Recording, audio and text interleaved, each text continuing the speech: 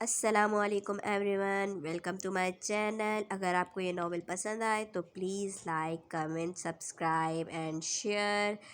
This novel name is کلپیشا by Wani Abbasi. تو شروع کرتے ہیں۔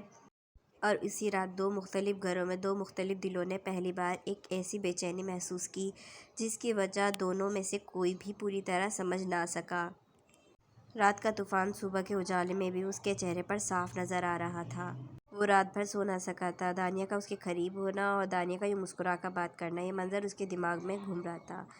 جب ثنا کسی کام سے باورچی خانے کی طرف گئی تو دانیہ ہال میں اکیلی کھڑی پھولوں کے گلدان کو درست کر رہی تھی۔ اسی وقت ارشمان بھاری قدموں سے چلتا ہوا ہال میں داخل ہوا۔ اس کی آنکھیں رات کی بیداری اور اندرونی غصے کی وجہ سے سرخ ہو رہی تھیں۔ دانیہ نے آہٹ پا کر سر اٹھایا اور ارشمان کو دیکھ کر ہمیشہ کی طرح مسکرائی۔ ارے ارشمان، آپ جاگ گئے؟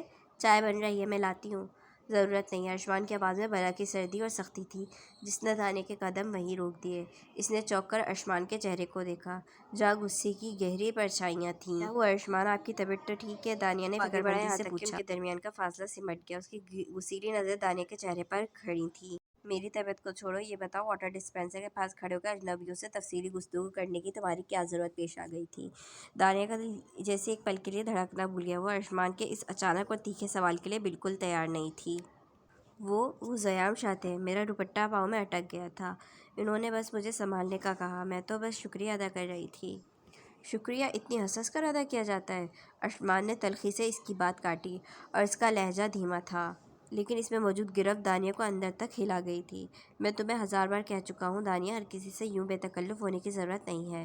مجھے اچھا نہیں لگتا جب کوئی دوسرا تمہیں اس طرح دیکھے یا تمہارے قریب آنے کی کوشش کرے۔ دانیہ نے حیرت اور گھبراہٹ کے ملے جلے جذبات سے ارشمان کو دیکھا۔ اس کی سانسیں تیز ہو رہی تھیں۔ ارشمان، آپ مجھ پر غصہ کیوں کر رہے ہیں؟ وہ تو بس ایک عام سی بات چیت تھی، اور آپ کا مجھ پر اس طرح کیونکہ تم میری ہو۔ دانیہ، ارشمان نے تڑپ کر اس کا جملہ ادھورا چھوڑا اور اس کی آواز میں غصے کے ساتھ ساتھ ایک عجیب سا مان اور شدت تھی۔ تمہاری ہر چیز پر، تمہاری مسکراہٹ پر، تمہاری گفتگو پر صرف میرا حق ہے۔ میں کسی دوسرے مرد کو تمہارے آس پاس بھی برداشت نہیں کر سکتا۔ یہ بات اپنے دماغ میں اچھی طرح بٹھا لو۔ وہ اپنی بات مکمل کر کے ایک لمحے بھی وہاں نہ رکا اور تیز قدموں سے ہال میں باہر نکل گیا، دانیہ کو وہیں حیرت اور سکتے کی حالت میں چھوڑ کر۔ دانیہ وہیں کھڑی رہ گئی، اس کا دل سینے میں زور زور سے دھڑک رہا تھا اور ارشمان کے الفاظ اس کے کانوں میں گونج رہے تھے۔ یہ غصہ عام نہیں تھا، یہ ارشمان کے دل کا وہ سچ تھا جو آج پہلی بار اتنی شدت سے باہر آیا تھا۔ دانیہ تیز قدموں سے اپنے کمرے میں آئی اور دروازہ بند کر دیا۔ وہ چند لمحے دروازے سے ٹیک لگائے کھڑی رہی۔ ارشمان کے الفاظ بار بار اس کے کانوں میں گونج رہے تھے، تم میری ہو، تم پر صرف میرا حق ہے۔ اس نے بے اختیار سر جھٹکا۔ آخر کیوں؟ وہ کھڑکی کے پاس جا کے کھڑی ہو گئی۔ کیا صرف اس لیے کہ میں ایک لڑکی ہوں؟ کیا میری اپنی کوئی مرضی نہیں؟ کیا میں ہر وقت کسی کے حکم پر چلنے کے لیے پیدا ہوئی ہوں؟ نہیں، آج بات ہوگی۔ اس نے فوراً سے کمرے سے نکلی اور دروازے پر دستک دی۔ آؤ، ارشمان نے بے رخی سے کہا۔ دانیہ اندر داخل ہوئی۔ ارشمان کھڑکی کے پاس کھڑا تھا۔ اس نے پلٹ کر دانیہ کو دیکھا مگر کچھ نہ بولا۔ دانیہ نے گہرا سانس لیا۔ آپ کیا سمجھتے ہیں ارشمان؟ اگر کوئی لڑکی کسی سے محبت کرے تو کیا اس کا مطلب یہ ہے کہ وہ اپنی آزادی بھی اس کے حوالے کر دے؟ ارشمان ایک قدم آگے بڑھا۔ مجھے کسی سے اجازت لینے کی ضرورت نہیں ہے، لیکن مجھے ہے۔ دانیہ نے پہلی بار اس کی بات کاٹ دی۔ مجھے اپنی عزت نفس کی اجازت دینی ہے۔ میں کوئی چیز نہیں ہوں جس پر آپ اپنا حق جتائیں۔ میں ایک انسان ہوں، میری اپنی سوچ ہے، اپنی مرضی ہے۔ ارشمان کی آواز سخت ہو گئی۔ میں نے جو کہا وہ آج بھی کہتا ہوں، مجھے پسند نہیں کہ کوئی دوسرا مرد تمہارے قریب آئے، اور اگر مجھے کسی سے صرف ایک عام سی بات کرنی ہو تو کیا اس کے لیے بھی مجھے آپ کی اجازت لینی ہوگی؟ اگر میں منع کر دوں تو؟ ہاں۔ دانیہ چند لمحے خاموش رہی، پھر اس نے ارشمان کی آنکھوں میں دیکھتے ہوئے کہا، پھر سن لیجیے، محبت اگر سانس گھٹنے لگے تو وہ محبت نہیں رہتی، قید بن جاتی ہے، اور میں قید میں جینا نہیں چاہتی۔ کمرے میں خاموشی چھا گئی۔ دونوں ایک دوسرے کو دیکھ رہے تھے۔ نہ ارشمان اپنے موقف سے پیچھے ہٹنے کو تیار تھا، نہ دانیہ۔ دانیہ نے گہرا سانس لیا اور مضبوط لہجے میں بولی۔ ارشمان خاموشی سے اسے دیکھتا رہا۔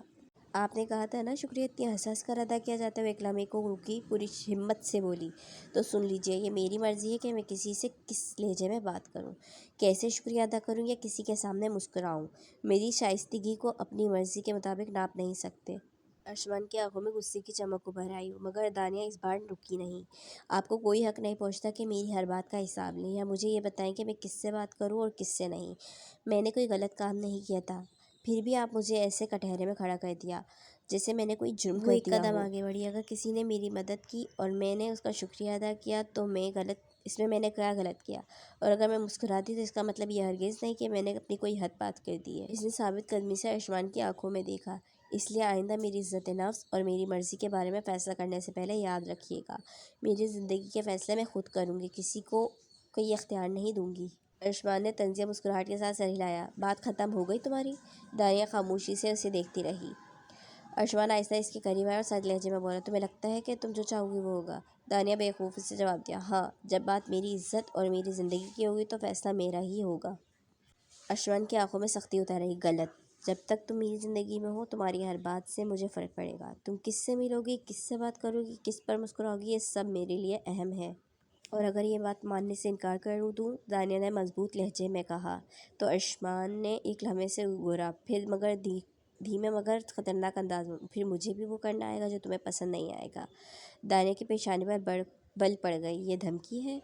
عثمان نے نظریں اس کی آنکھوں میں گاڑ دیں۔ تم اسے جو نام دینا چاہو دے دو، مگر میری بات یاد رکھنا دانیہ، مجھے اپنی بات منوانا آتا ہے۔ دانیہ نے عثمان کی آنکھوں میں دیکھ کر محبت مضبوط کرتی ہے نا لہجے تو میں اسے اپنا کہا، سب کچھ مان لیتی ہے، اور لڑکا یہ سمجھتا ہے کہ وہ لڑکی اس کی ملکیت بن گئی۔